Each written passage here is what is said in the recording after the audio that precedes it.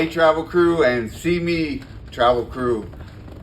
Bruce and Kurt here with See Me Traveling and Ocean Travel. We have the opportunity to sit down today from the wonderful Carnival Glory with the cruise director.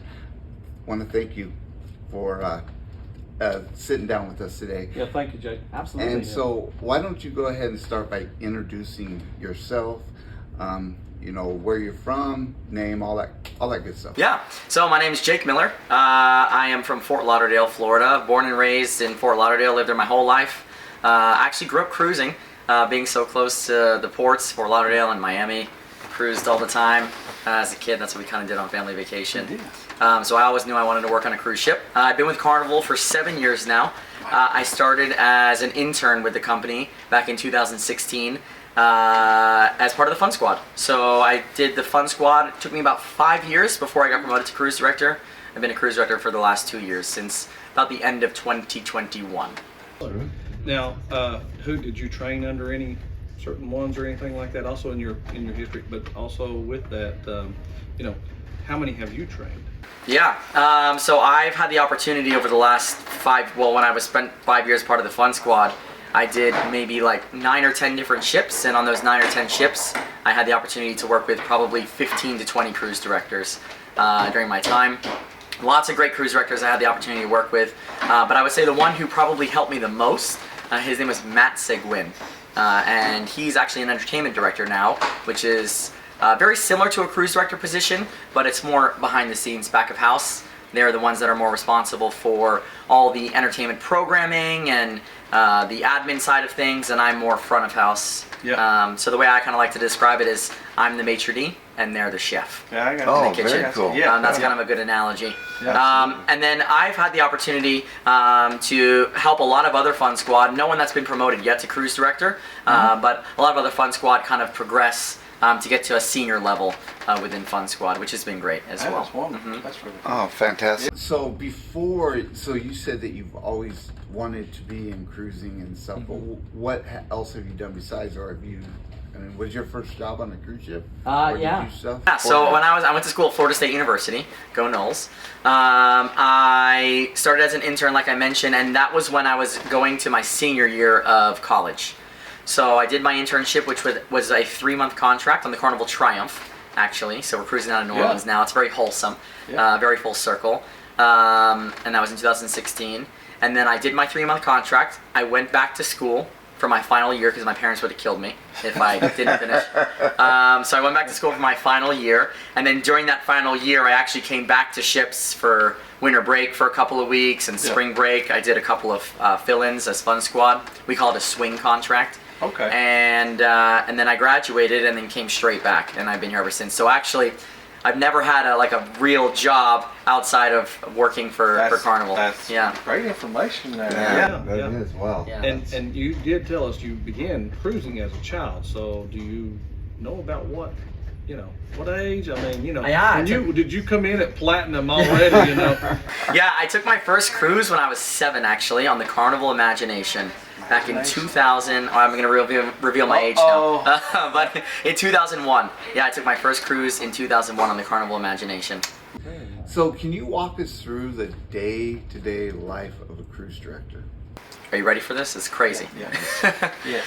So it really depends on the day. On a sea day, my day usually starts, I wake up around 8 o'clock in the morning, and first thing, I'm very routine. I love a coffee in the morning. First thing in the morning, I have to have a coffee. So I grab my coffee, I sit down, I knock out some emails and admin stuff, and then usually the morning show is at 9:30 on a sea day. So we have the morning show at 9:30, and then after that, I'll have something like the military appreciation gathering right afterwards, or the Fun Ashore, Fun Aboard presentation if it's the first sea day. And then at noon, I'll usually have an event on the Lido deck, whether it be Legend of Lido, or Guess That Groove, or Groove for St. Jude. And then in the afternoon time, that's kind of our break. Usually, I would say my break is usually somewhere around 2 p.m. until 5-ish p.m., somewhere around that time. Usually we get a couple hours off, usually when bingo's happening, and then that's when I take my nap. Not always, I don't always get a nap in, just depends on the day. And then we have our evening activities. So usually, you know, on the first sea day, we have our captain's welcome into the playlist production shows in the main theater. And in between shows, we'll have a trivia party in the lobby. So we'll have like a Motown party or an 80s party or a 90s party. And then sometimes late night we have events as well. And I'm usually in between everything in the evening. I'm walking around, walking on the promenade, checking out the comedy shows. So. Yeah, making my way around. So on the sea day, it might start at 8 a.m. and could finish at midnight. Yeah, 8 a.m. to midnight. But you do need lots that of nap breaks. then, don't you? Yeah, I definitely need the nap. I pick on a lot of them that nap, but they're cruisers. You're out here working, so I pick on a lot of them that have to take a nap. While they're I'm afraid I'm going to miss something. I know. Listen, I'm afraid I'm going to miss a meal. I never skip a meal. I get so nervous. If I'm taking a nap, I have to wake up to go have a meal. Yeah. Because I'm scared that if I don't eat, I'm going to get hungry later and I got to work. Yeah. How long are your contracts? And what's the shortest and longest ones that you've had? So as cruise director, our contracts are typically around 4 months long, 4 months on, and then most cruise directors like myself, we take about 2 months vacation. Yeah. So 4 months on, 2 months off. So we're working around 8 months out of the year. Right. Yeah. Before that, when Fun Squad, our contracts are usually 6 months. But occasionally, sometimes as cruise director, your contracts can be a little longer. Like this contract's around 5 months. But usually about 4 months and 2 months off. Is there any ship or anywhere that you were like, okay, I haven't done this one, I would like to go here? An itinerary that I haven't done, I've been very fortunate, I would say, over the last 7 years to do almost all the itineraries that Carnival does. Everything from the entire Caribbean, I've done the West Coast, I've done Alaska, I've done Hawaii, I've done Australia. Really? The only thing I haven't done is Europe. And that is one place that I'd like to do is Europe. To do that? Yeah, I'd love to do Europe. Okay. Yeah. What are your main responsibilities as a cruise director, and how many people do you oversee on a cruise ship? So my main responsibility, I'm kind of like the ambassador of the ship. So I'm the face and the voice of the ship. I am responsible for hosting all the major events that we do on board. Everything from, you know, the things that happen in the main theater, to the trivia parties in the evening, to the announcements over the PA, for the gangway operations, all those things. And I oversee, depending on the class of ship, anywhere from 5 to, on the biggest class of ship we have, 15 people, which are the Fun Squad. So I'm their manager and I'm responsible for doing their schedules, doing their evaluations, all that stuff, promotions, eligibility, all those things, are my responsibility. So on the Glory, I'm responsible for seven Fun Squad. We have 7 here. Yeah. But on some of the bigger ships like the Mardi Gras or Celebration, there'll be 15 Fun Squad there. Wow. This silent party tonight, I've done one of those one time, and I'm looking forward to that. It is a lot of fun. A lot of folks ain't done them, but I've never done You've one, never so done it's one. going to be interesting. Yeah. That's becoming, you know, you named off a couple of them there that I love, of course, the Love and Marriage, but I'm starting to like this silent party thing. It is hilarious. It is funny because when you walk in and then if you don't put your headphones on, it's just a lot of terrible singing sometimes. You don't hear any music because everyone's listening to the music in their headphones, and then you hear like feet squeaking on the floor. Yep. But it is a lot of fun. It's so unique, and if you've never experienced it, and that's one thing I always try and tell people at my Welcome Aboard show. My 2 big tips are to meet someone new, make a new friend, and try something you've never tried before. Do something different, because there's something for everybody on a cruise. There really is something for everybody. Yeah. So walk us behind today. We end up missing a port. Walk us through what takes place when, like, say, we miss Grand Cayman. What takes place, because, you know, there was not a lot of activities because most people are going to get off the ship. What takes place behind the scenes to get things rolling as we are now doing another sea day? Yeah, so it's always something that is we have a sort of a shell, because these things do happen, not all the time, but when they do, we like to be a little bit prepared beforehand. So we have like an outline already, like in I don't know how to describe it, but like let's say in the closet, right? We have something prepared and ready, and then we kind of fine tune and finalize it. But what will happen is once we get the news that unfortunately we won't be able to run a water shuttle operation, or the current's too strong to dock, or whatever the case may be, myself and the entertainment director which is my boss on board, the supervisor who was the one that oversees the entire entertainment operation. We will sit down together and go through the entire day and figure out which lounges we have available where we can program something. So maybe we can do a karaoke session in the afternoon, or maybe we can show a movie in the theater, or maybe we can throw an event up on the Lido deck. So we'll sit down together and kind of go through everything and all of our options, and we try and get it done as quick as we can. And then when that happens, we also collaborate with a content manager on board, and the content manager's responsibility is the person who oversees the hub app and the fun times, and they help us get everything inputted and refresh the app. Yeah, so that way. Yeah. I didn't know it for a long time, and then I heard you say it, and then I was like, I went and told my wife, I was like, refresh. Yeah, that's great. Yeah. So it's a collaborative effort, and then that's just from the entertainment side. Then you also have, you know, all the other departments. You got the food operations department. You have the beverage operations department.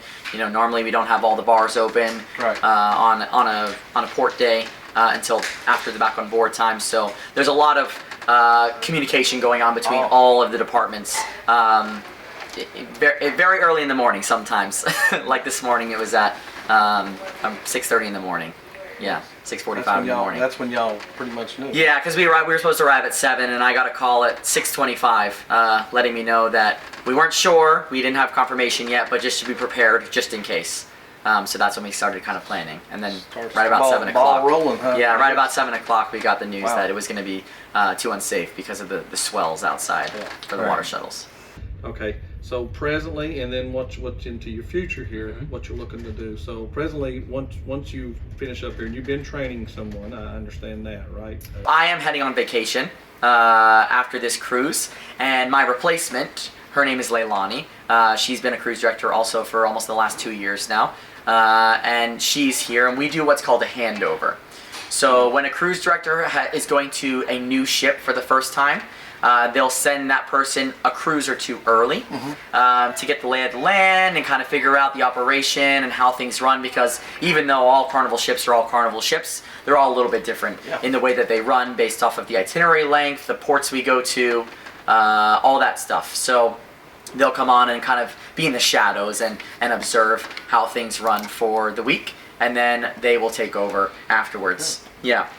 So that's usually how that goes. And then if you've been to a ship before, then you won't usually have a handover. You'll get there and you'll take over the same day. With that being said, and you're going to have time, do you have plans for your vacation? I do like to travel. I like to take big, long, like 2 or 3 week trips. Some of my favorites in the past, I've done Thailand, New Zealand, Singapore, wonderful trips. Australia. Yeah.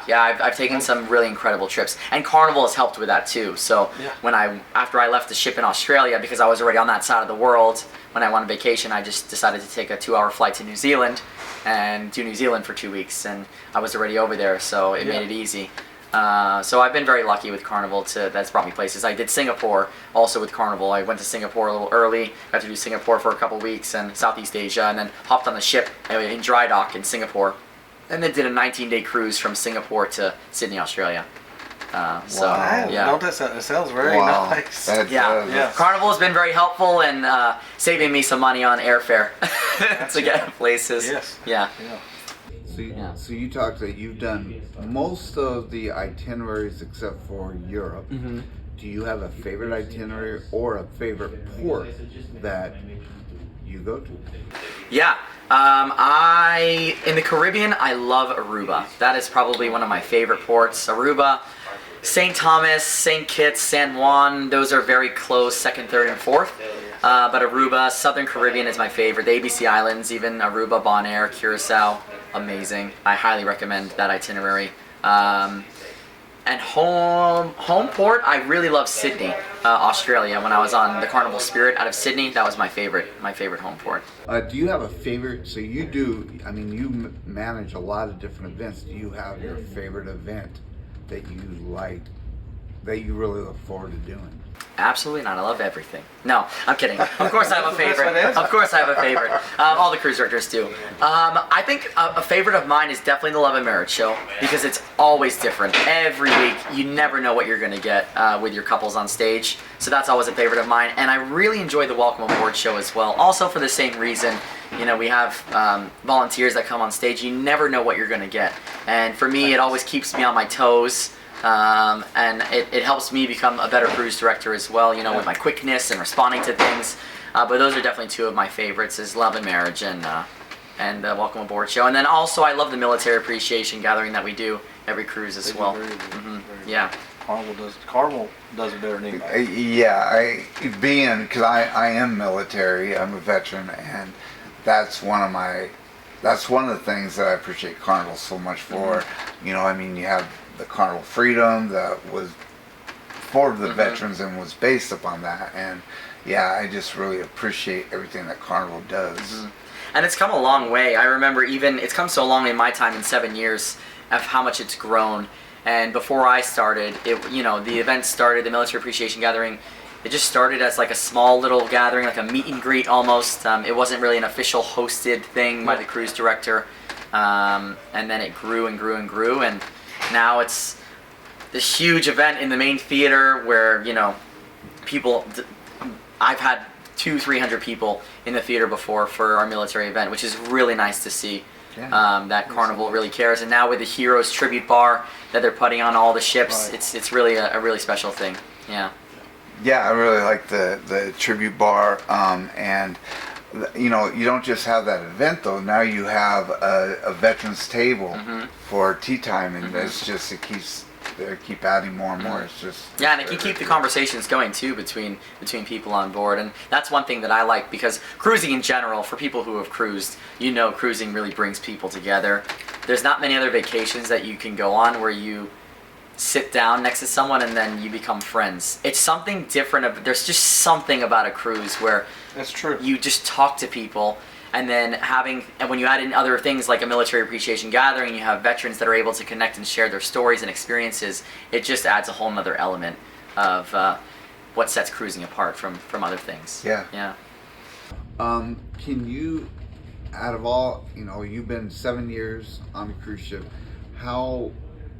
can you name one or two of your favorite memories since you've been doing this? Yeah, definitely hands down my favorite memory, and I mention this at every single one of my military events, is I had the honor of meeting a World War II veteran. And this was actually the last time that I met a World War II veteran, because I think there's less than 500-600 left. His name was Howard. He was 96. It was on the Carnival Conquest 2019. As soon as I found out he was a World War II veteran, I said, this guy needs to know, everyone needs to know who Howard is on board. Everyone. So we made him part of the Lido events, everything. All the trivia parties, Howard was there, dancing, having a good time. Everyone knew who Howard was, and at the end of the cruise, during debarkation, someone comes up behind me, they put their arms around me, gave me a hug, and had tears in their eyes. It was Howard. And he said, "Thank you for making this the best vacation I've ever taken in my life." Wow. And for someone to say that who served during World War II, it was I started crying. Yeah, I got chills. I just to meet a World War II veteran, but to give someone that experience, like, I don't think we're in the business of you know, yes, cruise lines are here to give people good experiences, and obviously, you know, we're a business to make money, but I believe we're in the memory making business, where we're giving people memories that they can take with them for the rest of their lives. And I remember when I was 7 and I was on my first Carnival cruise on the Imagination, and I was part of a joke contest on the ship, and I won the joke contest, and I still remember to this day that feeling of winning the joke contest amongst all the kids on stage. And it's those little moments, those memories, that really make this job so special for me. So for sure, hands down, Howard, World War II vet, Carnival Conquest, 2019, best memory. That is really good. That is fantastic. That's a great story. Wow. Wow. That's a great memory. So, are you on social media? Where could people, if they wanted to follow you on social media, where would they go? How would they find you? So I'm on Facebook and Instagram. Haven't quite figured out TikTok yet. But it's Jake Cruise Director on Facebook and on Instagram. It's the same on both. And I like to post On both pages, and I actually post different things on both pages to keep people on their toes on both. Yeah, and you can find that in the description. We'll have that. Yeah. But sometimes people like, I do a Q&A every cruise. On the last sea day, I always do a Q&A, and sometimes people ask, they want to know what the crew life is like, right, behind the scenes. So sometimes people ask, like, what does the cruise director cabin look like? So I've got a video on my Instagram of what the cruise director cabin looks like. Very cool. Yeah, not all cruise director cabins look like that, by the way. That's just on the Spirit. On the Spirit, it's a very nice cabin where we get a balcony. But yeah, I like to post some behind the scenes things, and I go out in port, and I like to document that and show people, different shore excursions that I've been on, and then also my life, when I'm not on ships as well, is on there too. So yeah. Well, thank you. Absolutely. We both of us. Yes. Really He invited me, you, and I thank you for letting me tag along. sit down with us and have a conversation. So absolutely. Everyone doesn't get a chance to sit down with the cruise director, so it's nice for us to be able to do this, put out there so lot people of information. know. You shared a lot. That's really cool. Yeah. It really is. And that you took this time. I've never seen, not very many that I get to see do they take the time. No, absolutely. If we get time, we will I'm more than happy. I don't want to speak for anyone else, but yeah, always more than happy to sit down. Thank you. Yes, you're very welcome. Thank you both. So everyone, make sure that you check out Jake on Facebook at Jake the Cruise Director. Jake Cruise Director. And on Instagram, Jake the Cruise Director. Make sure you check out his social media and like and subscribe and follow him on his social media. Thank you everyone for joining us today. We hope that y'all are having a good day. For Ocean Travel Crew, See Me Travel Crew. You guys have a great day. We'll talk to you soon. Thank you.